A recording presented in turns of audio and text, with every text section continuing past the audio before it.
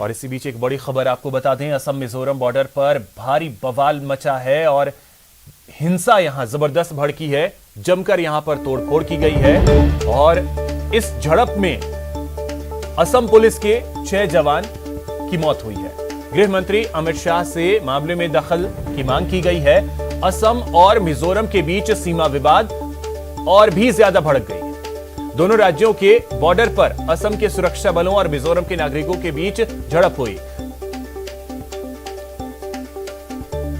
इस झड़प में 6 जवान जो हैं वो शहीद हो गए हैं असम पुलिस के। इस घटना के बाद दोनों प्रदेश के मुख्यमंत्रियों ने पीएमओ से इस मामले में दखल देने की मांग की है। वहीं सूत्रों के अनुसार असम मिजोरम बॉर्डर पर सीआरपीएफ की तैनाती बढ़ा दी गई है। इससे पहले दोनों ही राज्यों के मुख्यमंत्रियों ने गृह मंत्री अमित शाह से मामले में दखल करने की मांग की थी। गृह मंत्री अमित शाह ने दोनों राज्यों के मुख्यमंत्री से बात की है। उन्होंने दोनों राज्यों से विवाद सुलझाने को कहा है, जिसके बाद मुख्यमंत्रियों ने गृह मंत्री को विवाद सुलझाने और मामले को जल्द ठंडा करने का भरोसा दिया है। लेकिन हिंसा इस कदर भड़की है कि 6 जवान जो हैं वो शहीद हो गए हैं। अब बात संसद के मॉनसून सत्र की, जो हंगामे की वजह से धुला जा रहा है। किसान बिल और महंगाई तो विपक्ष का मुद्दा है ही, अब पेगासस मामले की वजह से भी उन्हें मौका मिल गया है। लेकिन सवाल है कि क्या शोर मचाने से सच बाहर आएगा? राज्यसभा की कार्यवाही 5 बार हुई स्थगित। मंगलवार सुबह 11 बजे तक लोकसभा स्थगित। पेगासस पर विपक्ष का हंगामा जारी। उम्मीद थी कि इस हफ्ते संसद की कार्यवाही शांति से चलेगी, लेकिन कोई फायदा नहीं। फिर पहले दिन ही कार्यवाही हंगामे की भेंट चढ़ गई। शांति बनाने की गुहार की जाती रही। मैं अपील करता हूं, मानसून सेशन के 5 दिन चले गए हैं। 5 days have gone into waste। मैं फिर से अपील करता हूं कि कृपया आप सभी चर्चा के लिए एक बहुत इंपॉर्टेंट बिल भी हम ले रहे हैं, बहुत बड़े बिल भी है, बहुत इंपॉर्टेंट बिल है। इसलिए मैं निवेदन करता हूं, आप सब कृपया चर्चा में भाग लीजिए और आपका भी जो विषय है वो बीएससी में तय करके हम जरूर चर्चा करने के लिए तैयार है। संसदीय कार्य मंत्री की मिन्नतों से बात बनी नहीं। विपक्ष की तरफ से की जा रही नारेबाजी की वजह से पहले लोकसभा फिर राज्यसभा की कार्यवाही मंगलवार सुबह 11 बजे तक के लिए स्थगित करनी पड़ी। संसद की कार्यवाही स्थगित होने की वजह है विपक्ष की ओर से पेगासस मामले की न्यायिक जांच। हम आपको इस मामले और उसकी जांच की बात बताएंगे, लेकिन पहले उन 2 बिल के बारे में जान लीजिए जिसे सोमवार को लोकसभा ने पास किया। लोकसभा में राष्ट्रीय खाद्य प्रौद्योगिकी, उद्यमिता और प्रबंध संस्थान विधेयक 2021 और फैक्टरिंग रेगुलेशन विधेयक 2021 पास हुआ। वहीं वित्त मंत्री निर्मला सीतारमण ने insolvency and bankruptcy code bill 2021 को लोकसभा में पेश किया। चलिए बात करते हैं पेगासस मामले की, जिसकी जांच के लिए दिल्ली की तरफ देख रही पश्चिम बंगाल की मुख्यमंत्री ममता बनर्जी ने न्यायिक आयोग बनाया। बंगाल ऐसा करने वाला पहला राज्य है। मुख्यमंत्री ममता बनर्जी ने सोमवार को इसके लिए एक कमीशन बनाया है। कोलकाता हाई कोर्ट के जस्टिस मदन भीमराव और पूर्व चीफ जस्टिस ज्योतिर्मय भट्टाचार्य को इस जांच की जिम्मेदारी सौंपी गई है। बता दें कि भारत सरकार मामले की जांच कराने से इनकार कर चुकी है, लेकिन विपक्ष अपनी मांग पर अड़ा है। कांग्रेस सांसद शशि थरूर ने सुप्रीम कोर्ट की निगरानी में पेगासस मामले की न्यायिक जांच की मांग की। अगर सरकार आके बताएं कि देखिए पेगासस मामले में हम 3 घंटे की डिस्कशन करेंगे, हम आपके प्रश्नों के लिए जवाब देने के लिए तैयार हैं, तो हाउस जरूर चलेगा। मुझे कोई शक नहीं है। मैं सिर्फ कांग्रेस के बारे में नहीं बोल रहा हूँ, कई पार्टीज के लोगों से बात की, वो लोग कह रहे हैं कि सरकार इस विषय पे क्यों बोलने के लिए तैयार नहीं है। यही शिकायत है। जिस पेगासस को विपक्ष बड़ा मामला बता रहा है, केंद्र सरकार उसे बेबुनियाद बता रही है, एक साजिश बता रही है और मॉनसून सत्र से ठीक पहले अचानक उठाए जाने पर सवाल पूछ रही है। केंद्र की तरफ से संसद में इस मामले पर चर्चा करने की बात भी कही गई है, लेकिन कार्यवाही के दौरान शोर जारी है। ऐसे में एक बार फिर यही सवाल कि क्या पेगासस मामले में शोर से निकलेगा सच। Bureau report, news 18 network. वो बीएससी में तय करके हम जरूर चर्चा करने के लिए तैयार हैं। केंद्र सरकार तक किसानों की बात पहुंचाने के लिए आज कांग्रेस नेता राहुल गांधी ट्रैक्टर चलाकर संसद पहुंचे और केंद्र सरकार पर किसान बिल को लेकर जोरदार हमला बोला।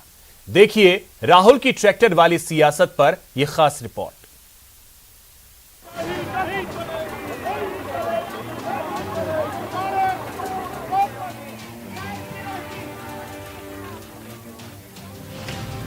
ट्रैक्टर पर राहुल, क्या सधेगी सियासत? राहुल का किसान संदेश। मैं किसानों का मैसेज देना चाहता हूँ, ये किसानों का मैसेज है, इसीलिए मैं इसको यहाँ लाया हूँ। पूरा हिंदुस्तान जानता है कि किसके लिए ये किया जा रहा है। ये किसानों के फायदे के लिए नहीं है कानून, और इन कानून को वापस लेना पड़ेगा। सड़क पर किसान, संसद में दंगल। अन्नदाता धरती पुत्र इस समय अगली फसल और अगली नस्ल की लड़ाई लड़ रहा है। 8 महीने से किसान बैठे हुए हैं, उनकी नहीं सुनी, किसी की सुन नहीं। 550 किसान ने अपनी जानें गंवा दी अपनी मांगे मनवाने के लिए, और पार्लियामेंट में मंत्री जवाब दे रहे हैं कि हमको तो मालूम ही नहीं है कोई मरा है कि नहीं। करीब 8 महीने बाद किसान आंदोलन फिर चर्चा में है। हंगामेदार मानसून सत्र में संसद तक राहुल के ट्रैक्टर मार्च ने फिर से किसानों को सुर्खियों में ला दिया।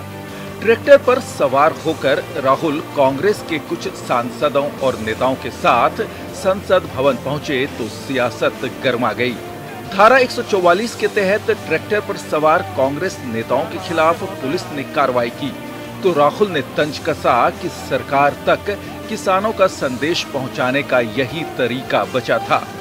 हम जो किसानों का मैसेज है उसको हम पार्लियामेंट तक लाए हैं। पार्लियामेंट में इसके बारे में चर्चा नहीं करने देते हैं, किसानों को दबा रहे हैं, हिंदुस्तान के सब किसानों को दबा रहे हैं, इसलिए हम यहाँ ट्रैक्टर पे आए। काले कानून हैं, इनको वापस लेना पड़ेगा। सरकार के मुताबिक किसानों के खिलाफ कुछ नहीं हुआ, किसान बिल्कुल खुश हैं। वो जो बाहर बैठे हुए हैं वो आतंकवादी हैं। सरकार के मुताबिक तो ये हो रहा है, मगर रियलिटी है कि जो किसानों का है उनसे छीना जा रहा है। किसान सड़क पर प्रदर्शन कर रहे हैं तो विपक्ष संसद के अंदर और बाहर किसानों के मुद्दे उठा रहा है। हालांकि किसानों को लेकर सरकार और विपक्ष के बीच सहमति के कोई आसार नजर नहीं आ रहे। अन्नदाता धरती पुत्र इस समय अगली फसल और अगली नस्ल की लड़ाई लड़ रहा है। 62 करोड़ किसान आंदोलनरत है। 8 महीने हो गए, 1000 के करीब किसान कुर्बानी दे चुके। ये मोदी जी की अहंकारी सरकार पसीजती क्यों नहीं?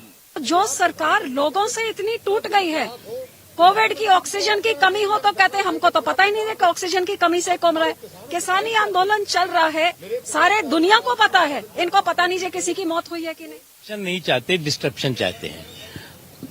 कौन रिप्लाई करेगा, किस समय रिप्लाई करेगा? अगर ये जो है वो स्पीकर साहब और चेयरमैन साहब पर और सरकार पर नहीं छोड़ा जाएगा तो इससे एक बात बहुत साफ हो जाती है कि ये जो है वो पूरे के पूरे मुद्दे पर डिस्कशन से भाग रहे हैं और डिस्ट्रप्शन के साथ खड़े हुए। अपने हक को लेकर पिछले साल दिसंबर से ही दिल्ली के बॉर्डर पर जमे किसानों का नया ठिकाना अब जंतर मंतर हो गया है। सीमित संख्या में जंतर मंतर पर किसानों को प्रदर्शन की इजाजत मिली है। कई दौर की बातचीत के बाद भी किसानों के मुद्दे का हल अभी तक नहीं निकला। लेकिन अगले साल यूपी और पंजाब में होने वाले चुनाव को लेकर किसानों का विरोध बड़ा मुद्दा बनता जा रहा है। जहां ये मुद्दा विपक्ष के लिए केंद्र को घेरने का मौका है, तो सरकार के स्तर पर भी इसे लेकर चिंता है। Bureau report, news 18 network, Rajasthan. Network 18 Federal Bank Sanjeevani गाड़ी भारत के कोविड प्रभावित जिलों में जा रही है। वैक्सीन के लिए जागरूकता फैलाने की हमारी इस मुहिम को आप भी अपना सहयोग दीजिए। चलिए आपको दिखाते हैं संजीवनी गाड़ी कहां कहां गई है और आज कहां है।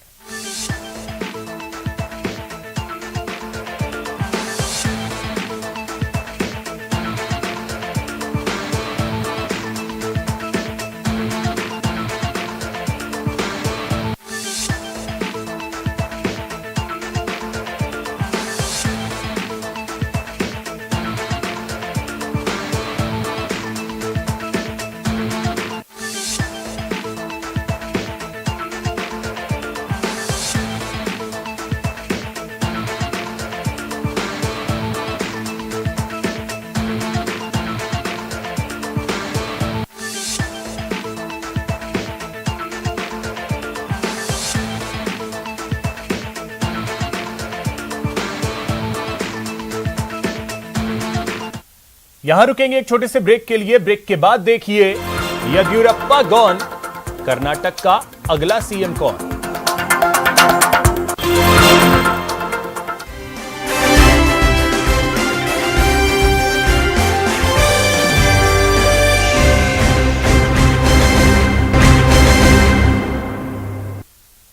ब्रेक के बाद आपका स्वागत है। कर्नाटक के सीएम बीएस येदियुरप्पा ने सीएम पद से इस्तीफा दे दिया, जिसके बाद सबसे बड़ा सवाल यह है कि अब सूबे की कमान किस नेता को सौंपती है बीजेपी, और जो सत्ता संभालेगा वो सरकार और पार्टी को कैसे चलाएगा। येदियुरप्पा गॉन, अब सीएम कौन। बिना येदी आसान नहीं कर्नाटक, लिंगायत का भरोसा, जीतेगी बीजेपी। येदियुरप्पा के बाद क्या? कर्नाटक की राजनीति जिस तरह से बदली है, उसके बाद सबसे बड़ा सवाल यही है कि अब कौन संभालेगा कर्नाटक। सवाल इसलिए क्योंकि कर्नाटक की राह इतनी आसान नहीं है। रविवार तक पशोपेश की स्थिति थी, ना और हां के बीच येदियुरप्पा की गद्दी फंसी थी, लेकिन सोमवार को अचानक चली गई। किसी और ने नहीं, खुद बीएस येदियुरप्पा ने ही अपने इस्तीफे की घोषणा की। Prime Minister Narendra Modi ji and also Home Minister Amit Shah ji and All India President Nadda ji has given opportunity to serve as people of Karnataka for 2 years as Chief Minister. Entire country after 17 years, nobody has given opportunity. संयोग देखिए, सोमवार को ही येदियुरप्पा सरकार के 2 साल पूरे हुए और इसी दिन येदियुरप्पा से ताज छिन गया। अब मुख्यमंत्री पद की दौड़ में कई नेता हैं। ऐसे में सवाल है कि क्या एक बार फिर बीजेपी किसी दूसरे लिंगायत नेता पर दांव खेलेगी, या फिर बीजेपी इस बार किसी गैर लिंगायत नेता को आगे लाएगी। फिलहाल अगले मुख्यमंत्री के तौर पर जिन नामों की चर्चा है, उनमें पहला नाम है बसवराज बोम्मई का। बोम्मई जो लिंगायत समुदाय से आते हैं और कर्नाटक सरकार में गृह मंत्री होने के साथ साथ संसदीय कार्य मंत्री और कानून मंत्री भी हैं। दूसरा नाम है विश्वेश्वरा हेगड़े कगेरी का। कगेरी कर्नाटक का ब्राह्मण चेहरा है और फिलहाल कर्नाटक विधानसभा के अध्यक्ष हैं। तीसरा नाम है एमआर निरानी का, जो राज्य के खनन मंत्री हैं और लिंगायत समुदाय से ही आते हैं। और रविवार शाम, चलिए इस वक्त आपको सुनाते हैं मुख्यमंत्री अशोक गहलोत बोल रहे हैं। विशलपुर जो है वो जवाई डैम हो, ये तो हमेशा समस्या बनी रहती है। जवाई डैम की समस्या बनी रहती है।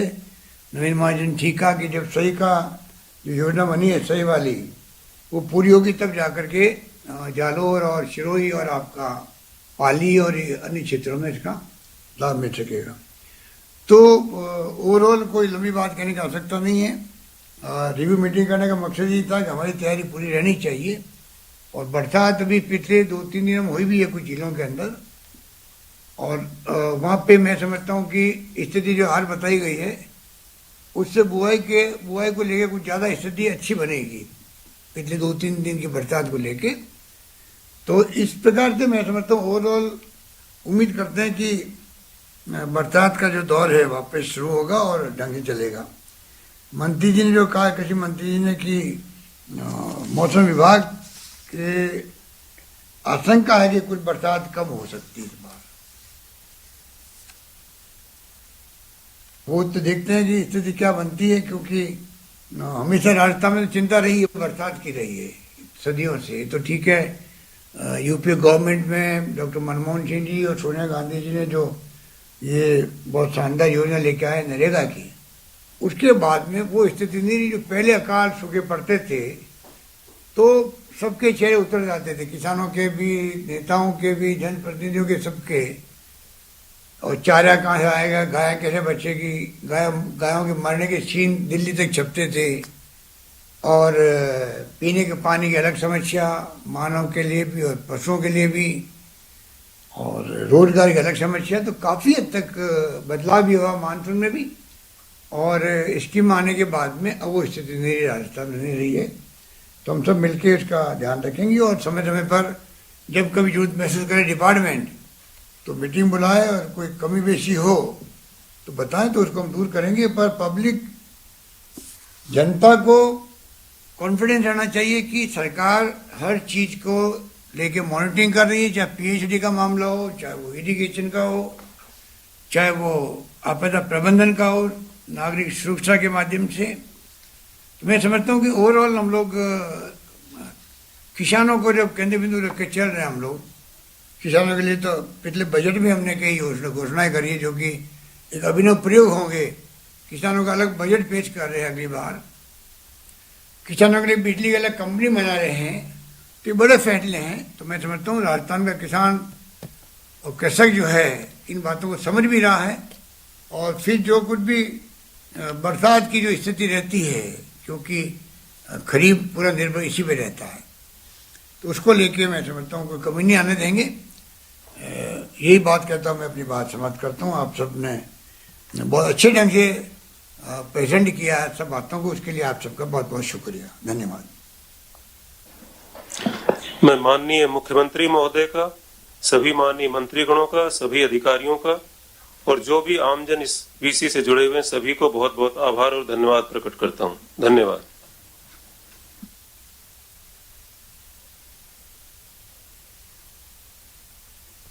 Your meeting has ended.